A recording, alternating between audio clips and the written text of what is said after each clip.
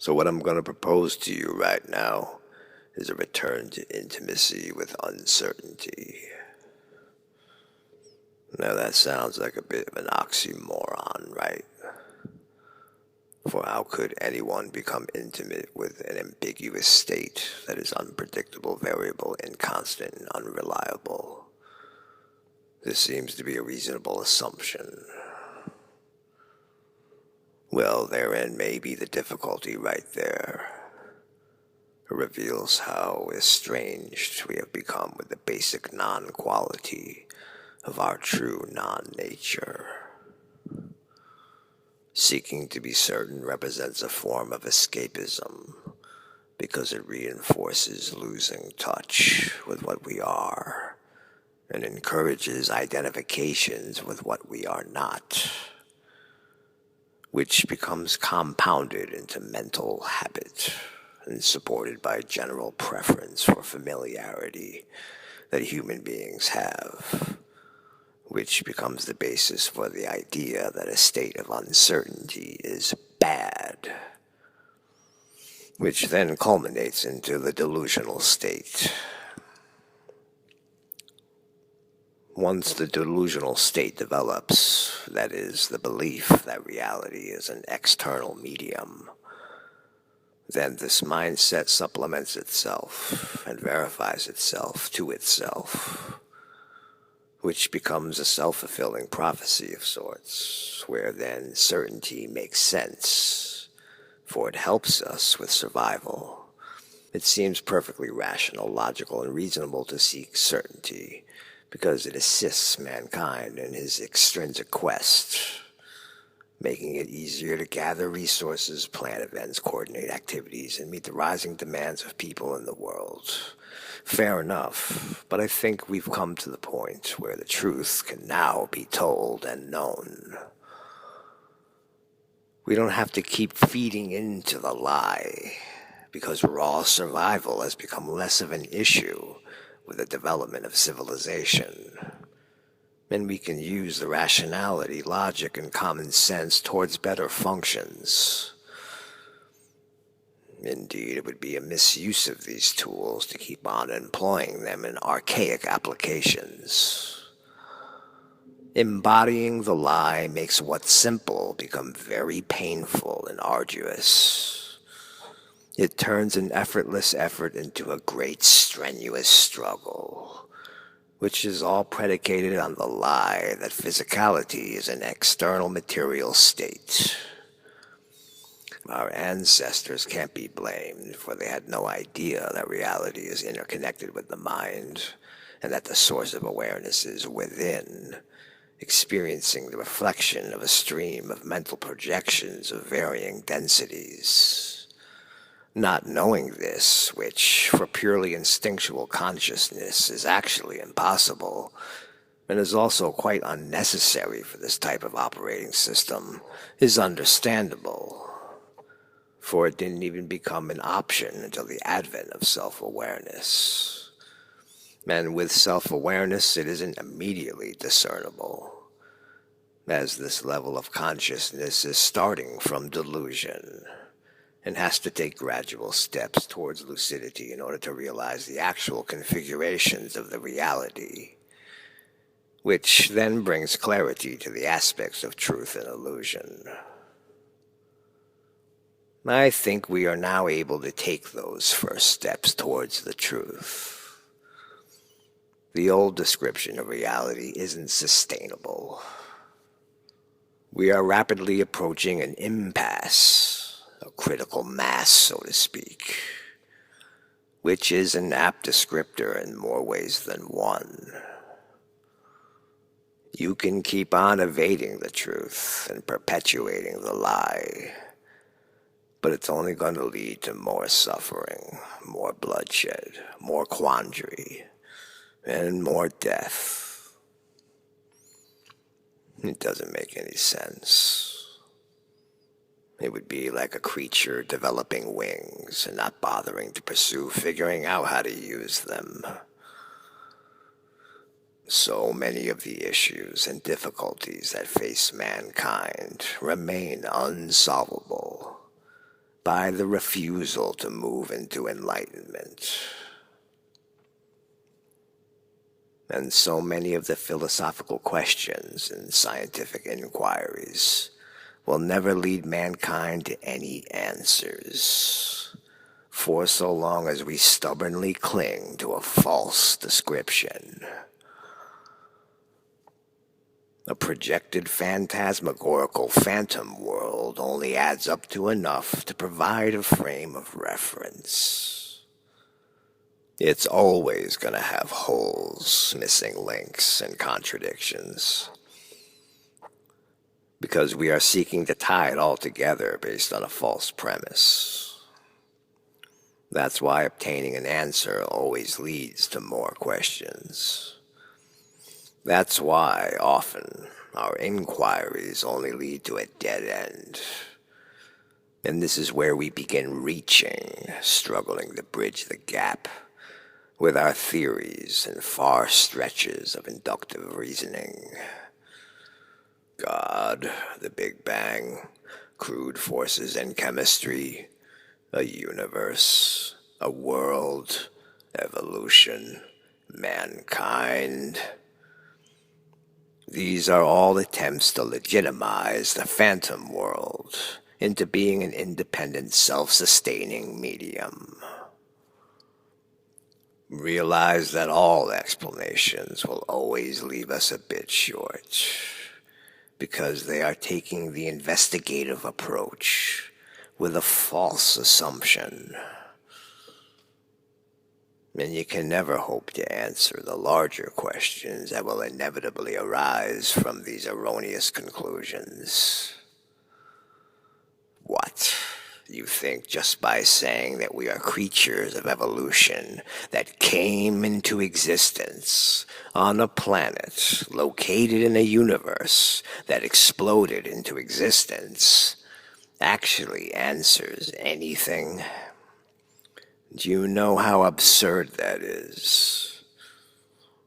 Or maybe perhaps some supreme deity magically created a universe and gave you an existence. That's even doubly absurd. But what both of these theories share in common is a complete lack of responsibility for reality. Which is exactly what we like, don't we? Okay, well, you can't make a case for any of that if you can't substantiate the context, which is always of prime importance, for knowing how to treat information relies heavily on the metadata. You can't even deal with information properly unless it is appreciated within the right framework. And trying to correlate all these things through an externalization mindset will never lead to the truth. To understand reality, it's helpful to know what reality is. Reality is that which is true and unwavering, because the truth is the truth due to its constancy. Illusion is that which is false and is impermanent, because illusion is illusion due to its ephemeral nature. So, when trying to determine what reality is, following these basic guidelines will greatly help to distinguish truth from illusion. What we usually identify as reality is actually illusion, as all aspects of the material are ephemeral. And what we usually classify as illusion is actually reality, as pure awareness of the ephemeral is always so, and hence that which could be called true.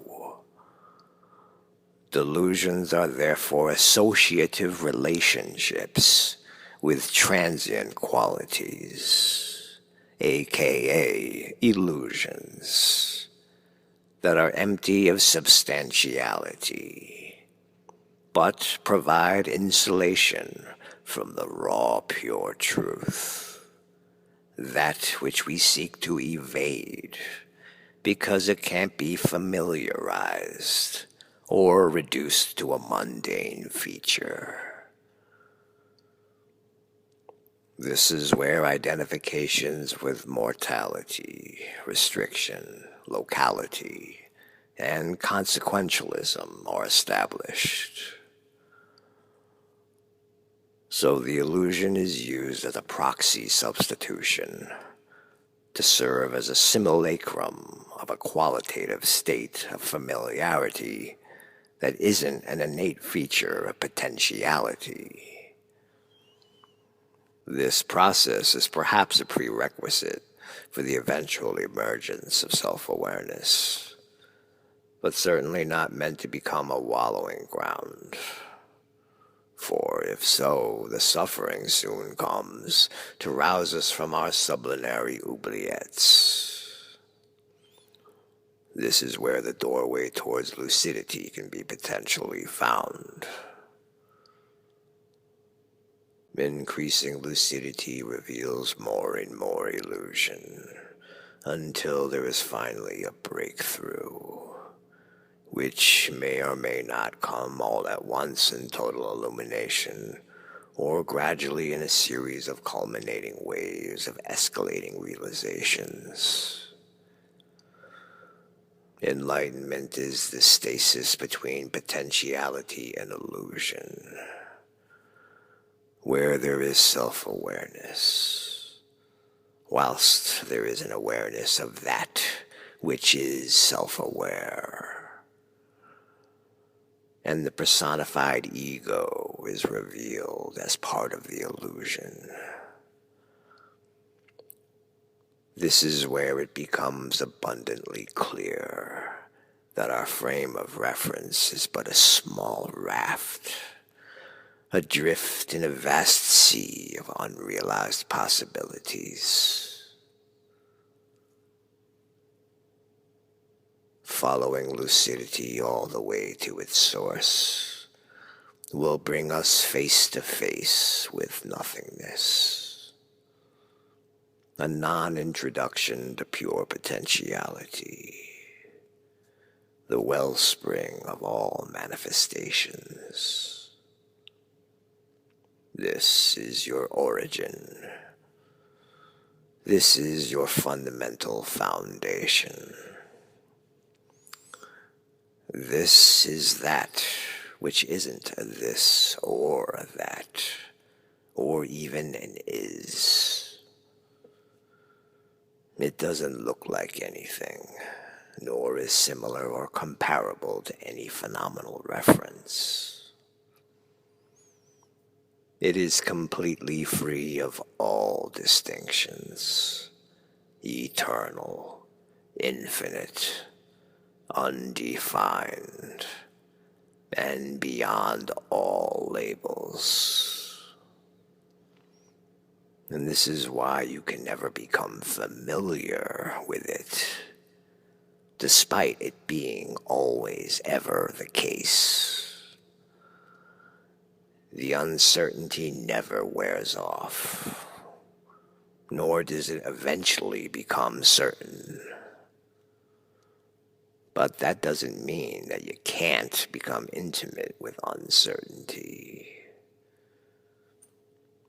There's no quality to get to know, but a way to get to know a lack of quality. There isn't anything to know that will bring you comfort, but a comfort that can be established with not knowing. If you're gonna let your friendship with a shape-shifting agency that takes on all appearances but has no original shape or appearance be conditional to this agency not changing or looking a certain way, or holding a certain appearance, or maintaining a certain shape, it won't be much of a friendship. In fact, it is these types of conditional requirements that are usually what serves as the seeds of conflict, hatred, separation, aversion, and adversity. Or we can accept the ever-changing constant unconditionally and be okay with it exactly as it is. The is of which isn't an is or an isn't. And simply recognize this as an expression of Source. So you can be certain about uncertainty, just as long as you know that your certainty about uncertainty is also uncertain. If you can find comfort in this complete uncertainty, you will have found home